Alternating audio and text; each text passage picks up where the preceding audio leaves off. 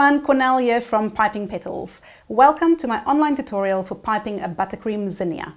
In this tutorial, I'll demonstrate a technique and discuss the equipment you'll need to pipe an American buttercream zinnia on a cupcake. If you would like to know how to prepare the colors used or how to fill your piping bags with multicolored effects, please refer to my Working with Colors online tutorial. Let's get started. Next up is the zinnia, and we're still sticking with the Wilton 104. Just with a different technique, and we're again going to end up with a completely different looking flower. Make sure your bag is nice and tight, wide end of your nozzle against the cupcake, narrow end facing upwards. And we're going to start slightly closer to the edge of your cupcake case and making a shorter round petal compared to the daisy we've just done. So a nice fat short petal like that, and as you finish your petal you lift your nozzle a little bit up in a vertical position to create that edge, so it leaves you space to get in there for your next petal. And we're going to continue around the cupcake. Make your petals just big enough to cover the edge of your cupcake case.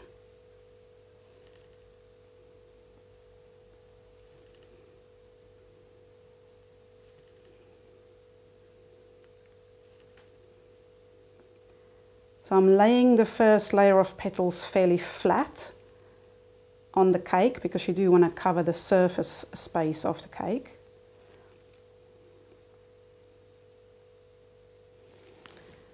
There's your first layer of petals. Now with the next layer of petals we're going to do exactly the same thing, but you're going to lift your nozzle up a little bit to give your petal height, and we're going to do it overlapping two previous petals. So give your nozzle a little bit of a wipe. Make sure your pressure is nice and tight. Going to start in the middle of a previous petal, making it slightly shorter. Lift your nozzle in the air to give that little bit of height to your petal. For your next petal, underneath the previous one and back. So you can see what a difference it makes whether you're lifting the tip of your nozzle up in the air, because the first layer was fairly flat on the cake.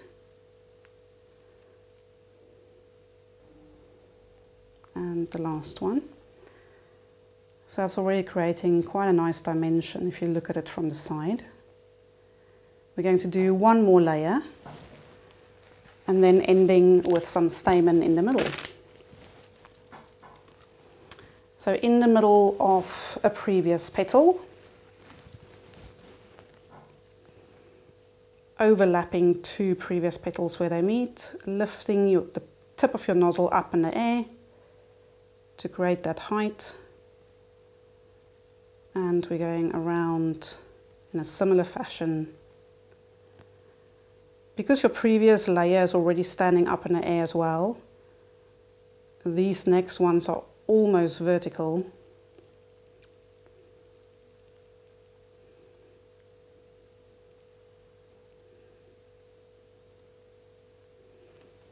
There we go. So we're now going to use the Wilton 233, which is your grass nozzle, for the center stamen of your flower. As we've said with the daisy as well, if you don't have this nozzle, easy way to get around it is just use a normal piping bag, snip off the very end of your piping bag and use that to pipe one stamen at a time. More time consuming, but definitely possible if you don't have this nozzle.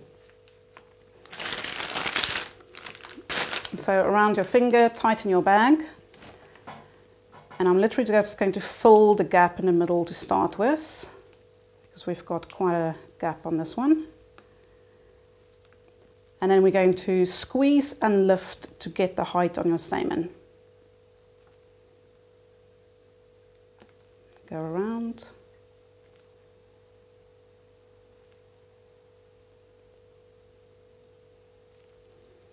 There we go. And that is a beautiful zinnia. I hope you've enjoyed this tutorial. You can also subscribe to my Blooming Bakes YouTube channel for complimentary videos on how to make the best American buttercream for piping flowers, as well as cupcake recipes and lots more. See you soon.